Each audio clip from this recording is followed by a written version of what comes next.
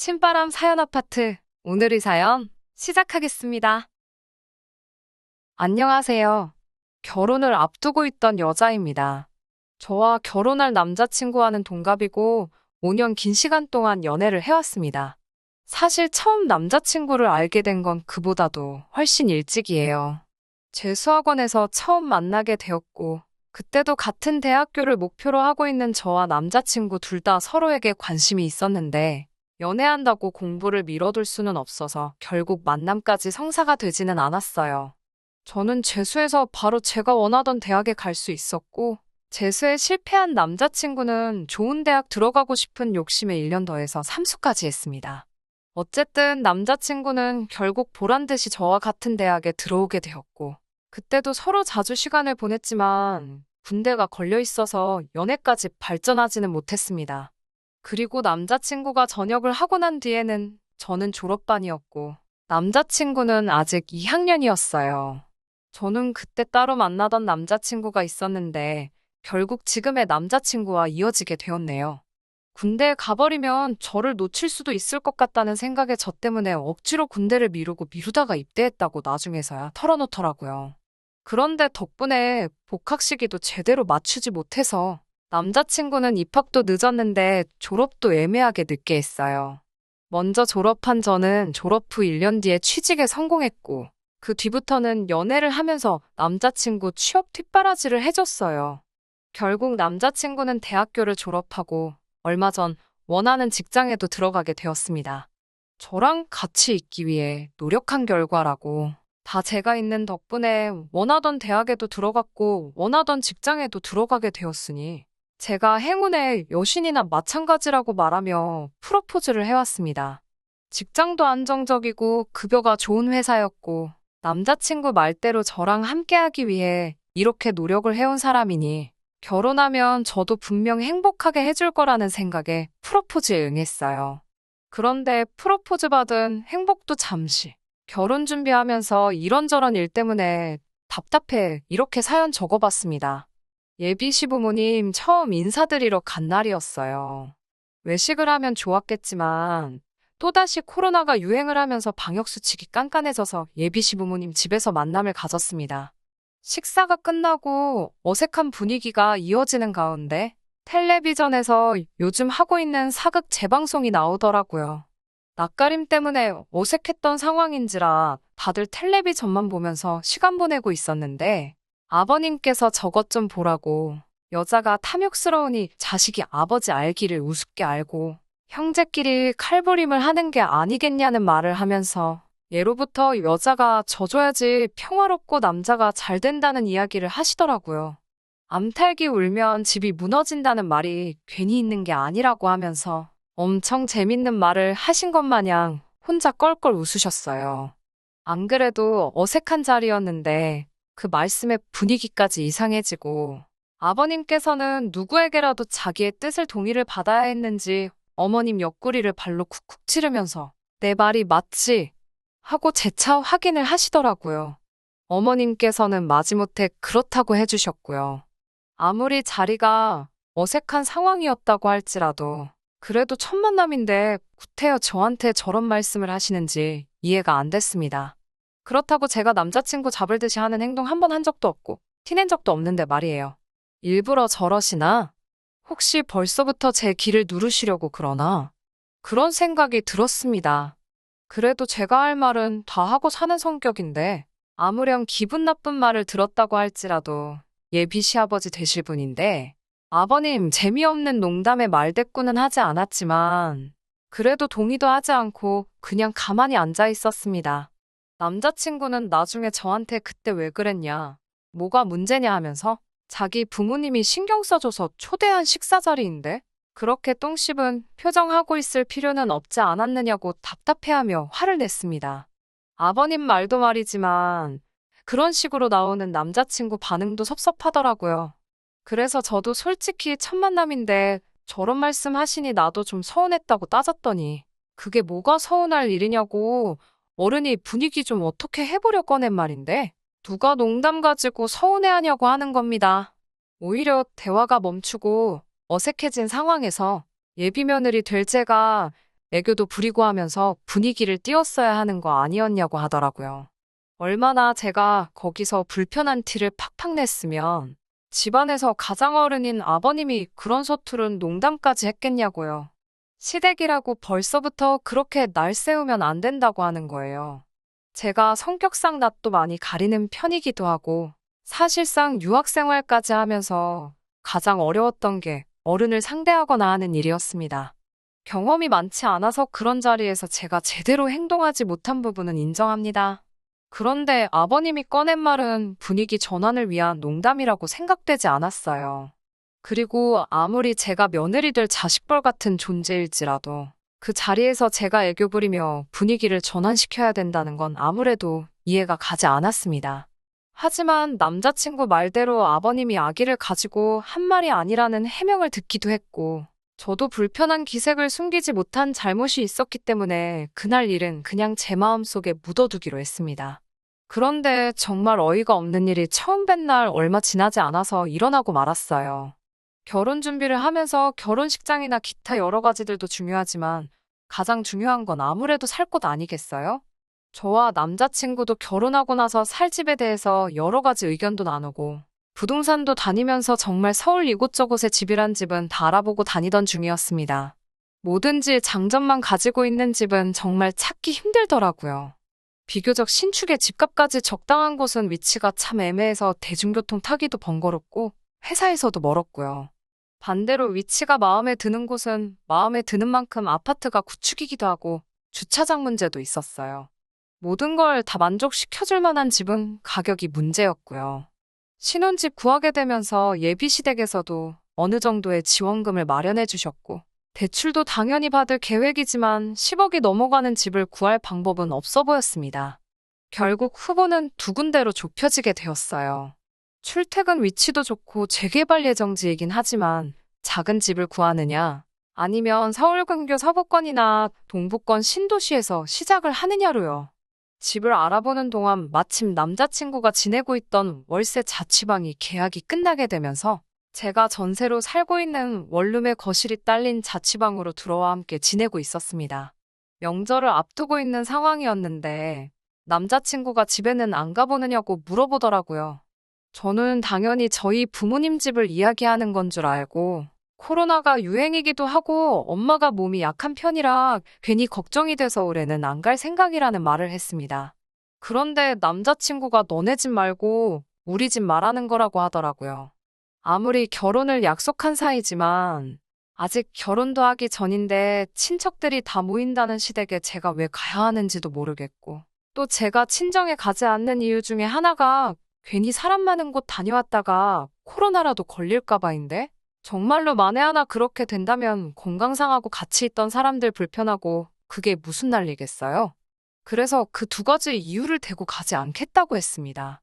그러니까 남자친구가 아직 결혼을 안 했다고 한들 올해면 우리도 부부가 될 텐데 며느리가 명절을 빠지면 쓰냐는 식으로 이야기를 계속 하더라고요. 연애할 때는 고집 한번 부린 적 없던 남잔데 요 근래 들어 결혼 준비하면서 왜 이렇게 고집이 세졌나 싶더라고요. 저는 어쨌든 갈 생각 없다고 가려거든 너 혼자 다녀오고 혹시 모르니까 이 집으로 다시 오기 전에도 병원 들려서 신속검사라도 받고 오라고 말했습니다. 제 말에 입이 대빨 나와서 툴툴대고 그날은 무슨 말 한마디만 해도 틱틱거리면서 있더라고요. 한 번쯤 져줄까 하는 생각도 들었는데 제가 명절에 저희 부모님 찾아뵙지도 않은데 예비시댁이라고 다녀오기도 싫었고 거기 가봐야 명절 준비하느라고 일만 하지 않겠나 하는 생각에 끝까지 거절했어요. 남자친구는 거기서 또 왜 명절 준비 이야기가 나오냐고 어디서 뭘 보고 다니길래 그렇게 시댁일이라면 날 세워서 싸움을 만드냐는 듯이 말을 하더라고요. 세상 모든 시댁이 10월드가 아니라고 인터넷 속 이야기는 전부 다 사람들 관심 끌기 위해 지어내는 말이라고 하더라고요. 정말 짜증이 났어요. 저는 정말 가야 할 이유를 모르겠어서 가지 않는 거고 몸 생각하느라 못 가는 것도 있는데 남자친구는 자꾸 제가 시댁과 거리 두고 싶어 하고 시댁일이라면 그저 싫어서 그런다는 식으로 말을 하니까요. 원래는 저녁마다 인터넷으로 아파트 알아보고 신혼집 인테리어며 가전제품 같은 거 같이 찾아보는 게 일상이었는데, 한동안은 그런 것도 안 하고 밥만 같이 먹고 말은 서로 하는 둥 마는 둥 하고 지냈죠. 그리고 그렇게 명절날이 되었습니다. 그렇게 시댁에 가야 한다고 노래 부르던 남자친구도 정작 명절 연휴 시작됐는데도 집에 그대로 있더라고요. 저도 그렇고 남자친구도 회사를 안 가니 집에 하루 종일 붙어 있어야 되는데 서로 말 한마디도 안 하고 있기도 그렇고, 그렇다고 방 한 개짜리 좁아터진 집인데 분리된 공간도 방 말고는 따로 없고 불편하게 있어서 뭐 하겠냐는 생각에 영화나 한 편 같이 보자는 생각으로 제가 먼저 말을 건넸습니다. 남자친구는 대꾸를 하는 둥 마는 둥 있다가 같이 영화를 보기 시작했어요. 한참 영화를 보고 있는데 남자친구한테 전화가 오더라고요. 전화 받고는 혼자 말도 없이 신발 신고 밖으로 쑥 나가길래 뭐에 저렇게 삐져가지고 저러나. 먼저 화해하자고 나선 제가 바보 같다는 생각을 했어요. 그런데 남자친구가 5분도 안 있어서 다시 집으로 들어왔는데 혼자 온 게 아니더라고요. 시부모님이 저희 집으로 따라 들어오시더라고요. 저는 이 집에 올 거라고 생각도 못한 두 분이 오시니 정말 깜짝 놀랐죠. 웬일로 오셨냐고 쭈뼛거리면서 서 있었는데 아버님이 나서서는 우리 예쁜 며느리가 시댁 오는 거 힘들다고 해서 이렇게 본인들이 직접 왔다고 하시더라고요. 이런 시부모님 본 적 있냐고 자화자찬을 하시는데 저는 놀란 마음도 잠시 어이가 없고 짜증이 나기 시작했더라고요. 오시면 오신다고 저한테 미리 말 한마디 안 해준 남자친구한테도 화가 많이 났고요. 집이라고 10평 남짓한 곳인데 시부모님 두 분까지 계시니까 집이 아주 좁아 터지더라고요. 어머님이 남자친구한테 차에 좀 다녀오라고 차키를 건넸는데 남자친구가 양손 가득 장바구니 들고 집으로 다시 들어왔습니다. 저게 다 뭔가 싶었는데 어머님이 저한테 같이 제사 음식을 하자고 하시더라고요. 그러고선 아버님이 바로 말을 이어서 하시기를 이제 우리 장남이 결혼을 했으니 제사를 물려줘야 하지 않겠냐며, 결혼하고 나면 이제 저희 신혼집에서 저희가 도맡아서 제사를 지낼 테니 연습한다 생각하고 시어머니한테 음식 잘 배우라고 하시네요. 제가 그걸 왜 하냐고 그 자리에서 따질 수는 없으니 혼자 해서는 안 되겠다 싶어 그러면 남자친구도 같이 하면 좋겠다고 했죠. 그랬더니 남자친구가 음식은 원래 여자가 하는 거라고 하면서 빼더라고요. 아버님도 어머님도 남자친구 헛소리에 한마디 하시는 게 아니라 사내대장부가 부엌에 들어가면 못 떨어진다고 남자친구는 방에 들어가서 쉬고 있으라고 하더라고요. 그래서 음식을 하기 시작했는데 손이 크신 건지 뭔지 제사상에 올리는 음식이 나중 가면 결국 집에 두고 먹는 반찬이 되는 거잖아요. 그럼 4명이서 제사 지내고 먹을 정도만 하면 되지. 얼마나 전을 부치고 싶으셨는지 장바구니 안에는 1kg짜리 부침가루가 3개가 넘게 들어있더라고요. 진짜 속상했어요. 전셋집이기는 하지만 내 집이다 생각하고 매일같이 꼼꼼히 청소해가며 관리하던 집인데 가스불도 아니고 인덕션 2구짜리로 좁아터진 주방에서 전을 어떻게 부치냐 했더니 그럴 줄 알고 집에서 전기 프라이팬도 가지고 왔다고 남자친구 시켜서 또 차에서 가지고 오라고 하시더라고요. 어머님이랑 붙어있기 싫어서 저는 주방에 서서 인덕션으로 전 부치고 어머님은 바닥에 자리 깔고 하시는데 신문지도 안 깔아놓고 하시면서 기름은 여기저기 팡팡 튀고 있고 나중에 청소하는데 아주 고생했어요. 아무튼 몇 시간 동안 그렇게 겨우겨우 제사 음식 끝내놨더니 아침에 일찍 차례 지내야 한다고 오늘은 주무시고 가시겠다는 거 아니겠어요? 어머님한테 보시다시피 집이 좁아서 주무실 만한 공간이 없다고 말씀드리니 자기들은 거실 아무 데서나 자면 된다고 하시더라고요. 그런데 남자친구가 또 나서서는 부모님을 바닥에서 주무시게 할 생각이냐며 제 방에 침대까지 양보해 드려야 했어요. 그 와중에 아버님은 당연하게 씻지도 않고 양말도 그대로 신으신 채로 침대 위에 올라가시고 정말 미치고 팔짝 뛰는 줄 알았네요.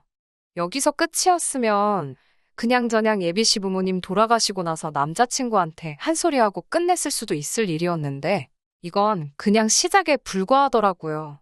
다음날 새벽에 어머님이 저를 또 깨우시더라고요. 여기는 주차를 어디다가 해야 되냐고 물으시길래 주차하신 거 아니냐고 물었더니 우리 차 말고 라고 말하면서 친척분들이 오셨다는 말을 하시더군요. 친척들이라니 무슨 소린가 했는데 저희 집에서 차례 지낸다고 시댁 친척들을 여기로 다 부르셨다고 하십니다. 그 소리에 이건 또 무슨 일인가 싶어서 또 표정 관리를 못했나 봐요. 그랬더니 아버님이 옆에서 저한테 겸사겸사 우리 예비 며느리 소개도 하고 자랑도 하고 싶으셨다고 결혼하기 전에 친척들한테 얼굴 한 번씩 비추고 인사 한 번 드려야 되는데 겸사겸사 한 번에 하게 되었으니 저한테는 번거로울 것 없어 좋은 일 아니겠냐고 이렇게 며느리 챙겨주는 시부모가 또 어딨겠냐며 노스레를 떠는데 솔직히 예비 시부모님만 아니었으면 진짜 주먹이라도 나갈 뻔했어요. 그 시점부터 정말 온갖 시댁 친척들이 하나둘씩 집안으로 들어오는데 써있을 자리도 없을 정도로 정신이 없더라고요. 차례 끝나고 나니 상 차려놓고 밥 먹을 자리는 안 나오니까 전날에 정말 그렇게 많이 부친 전들 다 비닐봉지에 담아서 한 봉지씩 손에 쥐어주고 보내는데 정작 전 부친 건 거의 저 혼자 다 한 것 같은데 저희가 먹을 건 하나도 없었습니다.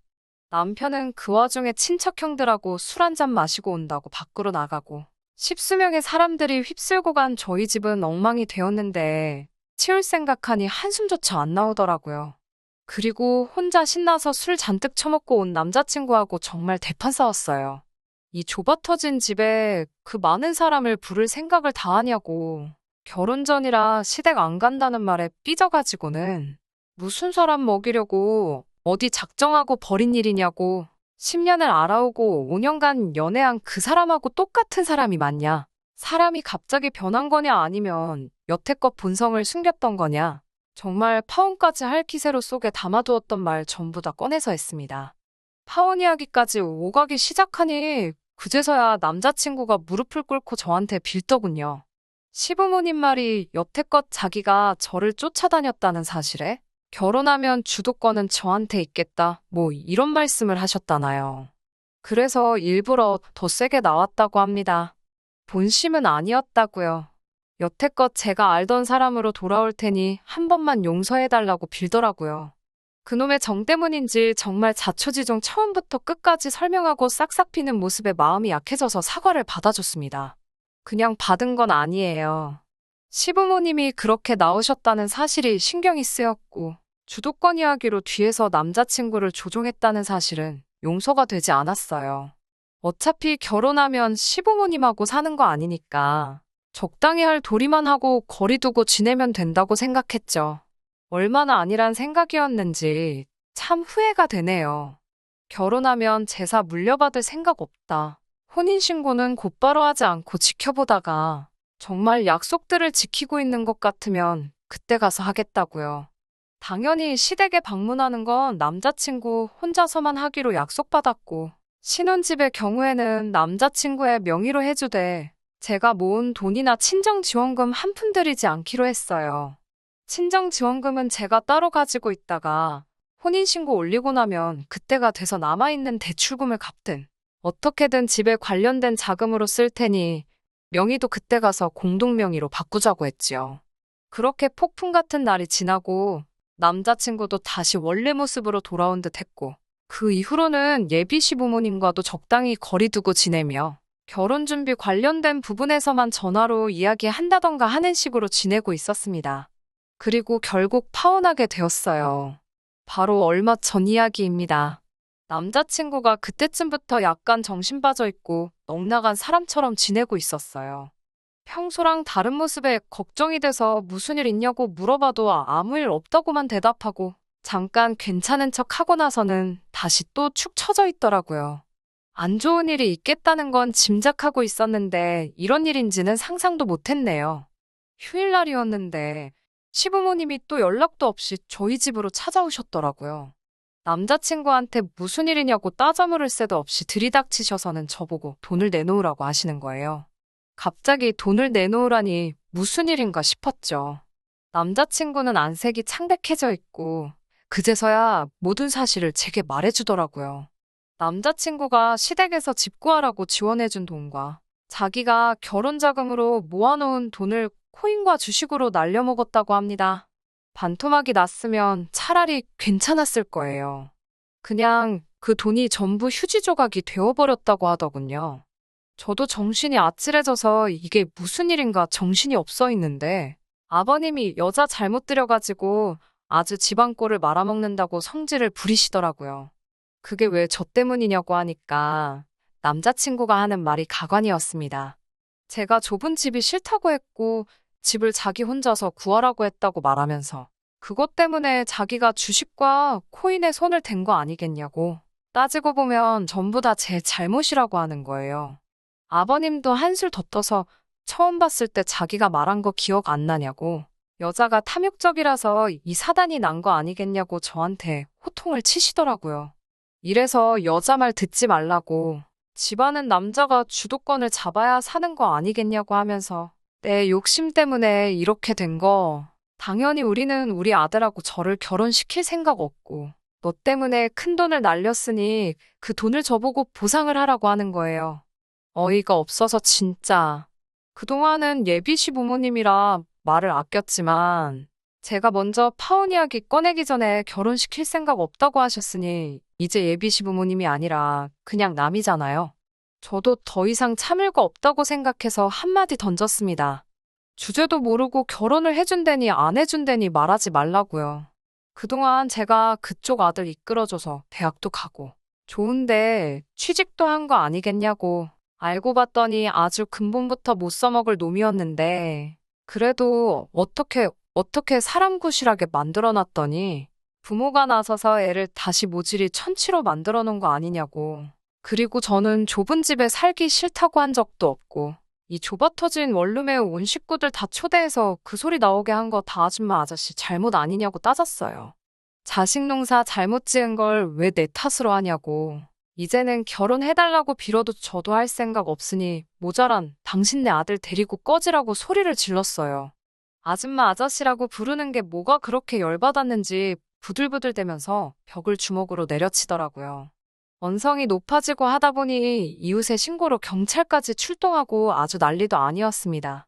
얼마 전 법원에 접근금지 가처분 신청을 보내놓은 게 인용 결정이 되어서 남자친구를 포함한 그 집 식구들 전부 제 근처에는 얼씬도 못하게 되었어요. 돈 문제야 당연히 자기가 날려먹은 건데 제가 어떻게 해줘야 할 이유도 없고요. 파혼하게 된다면 가부장적인 시부모님 때문에 하게 될 거라 생각했는데 결국 남자친구 본인의 손으로 뒤집어지게 되었네요. 만약 정말로 돈을 날렸다고 한들 저에게 솔직하게 말하고 처음부터 다시 시작했다고 말했으면 지금 살고 있는 좁아터진 제 전셋집에서라도 둘이 시작했을 수도 있었을 거예요. 그만큼 저도 그 사람에 대해서 진심이었고 정말 좋은 점만 보려고 했는데 차라리 이렇게 끝나버린 게 천만다행이라는 생각이 드네요. 부모님 말을 잘 듣는 것도 좋지만 스스로 판단하고 결정할 수 있는 사람이 되는 것도 중요하다고 생각합니다. 괜한 기싸움 하지 말고 서로 대화로 풀어나가는 것도 중요하다고 생각해요. 저는 결국 파혼하게 되었고 그동안 함께한 시간을 날리게 되었지만 남자친구도 그 시간과 더불어 여태 모아온 돈과 자기 부모님 재산까지 날려먹었으니 그걸로라도 위안 삼으려고요. 끝까지 들어주셔서 감사합니다. 오늘의 사연은 여기까지입니다. 구독과 좋아요, 알람 설정 부탁드리고 더 좋은 사연으로 다시 찾아뵙겠습니다. 감사합니다.